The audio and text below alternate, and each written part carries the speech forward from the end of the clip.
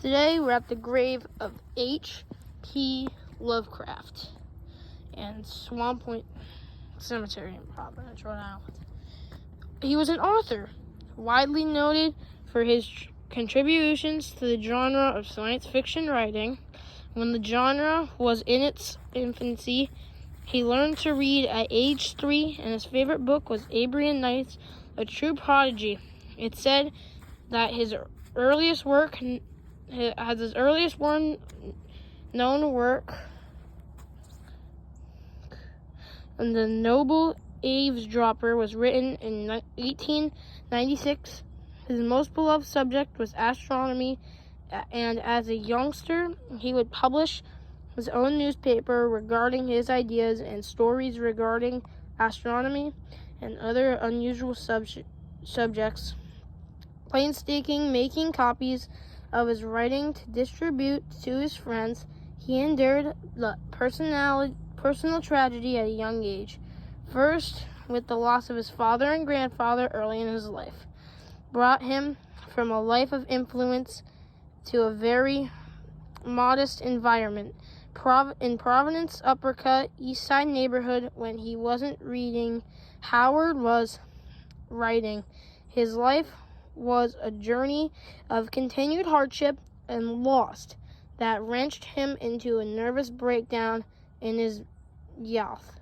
Mental illness haunted him and his family, for most of his immediate family, of course, dying in local mental institutions during the course of his life. In 1913, H.P. Lovecraft became noticed in emerging popularity of pulp fiction. Reading a story he thought was horrible, he began barging the publisher piece of letters that not only started a lifetime of correspondence, but an entry into the publishing arena. He married Sony Haft Green in 1924, who owned a military shop in Brooklyn, New York. At that point in time, Lovecraft was doing work for a new magazine called Weird Tales. After her shop and health failed, Lovecraft and Green divorced in 1929, and he returned to Providence, and he never reached full criticism acclaim for his writing. The Outsider and Others was the first hardcover publishing of his works, and was published in 1939.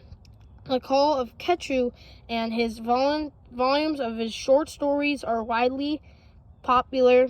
His work is included in curriculum of many courses, outgoing infantry science fiction, and American literature, and his works influenced other writers and artists. His grave is one of the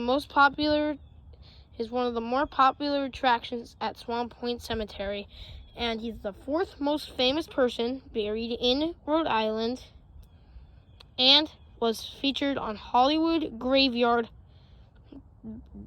the Viewer's Special, Part 2.